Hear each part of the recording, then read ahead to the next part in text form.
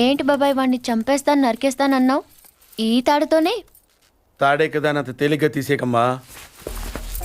అది ఇక్కడ కడితే మొలతాడు, ఇక్కడ కడితే ఉరితాడు, ఇక్కడ కడితే కాసితాడు. మరి అక్కడ కడితే పడతాడు. ఇప్పుడు నేను చెప్పబోయే విషయం ఎవ్వరికీ తెలియకూడదు. మన ఇద్దరి మధ్యనే సమాధి అయిపోవాలి. ప్రామిస్? Promise promise. ఓకే.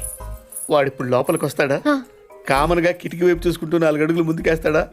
కాలికి తాడు తగిలి మంచం మీద పడతాడా? తర్వాత దుప్పటి కప్పుకుని పడుకుంటాడు. అందుకే ఆ ఫెసిలిటీ లేకుండా మంచం మీద దుప్పటి, మంచం కింద ఈనట్లు 2 తీసేశా. ఇప్పుడు వాడు వెళ్ళి దాని మీద పడగానే బోల్ట్లు లేవు కాబట్టి ముందు మంచం విరుగుతుంది, తర్వాత వాడి బాడీ నేల గుద్దుకుంటుంది. ఫట్ మన ఎముకలు విరిగిన సౌండ్ అని పెద్ద ఆర్తనాదం.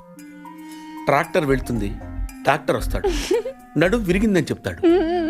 ఆ వార్త వినగానే షాక్ తో మీ తాత బాబూ అని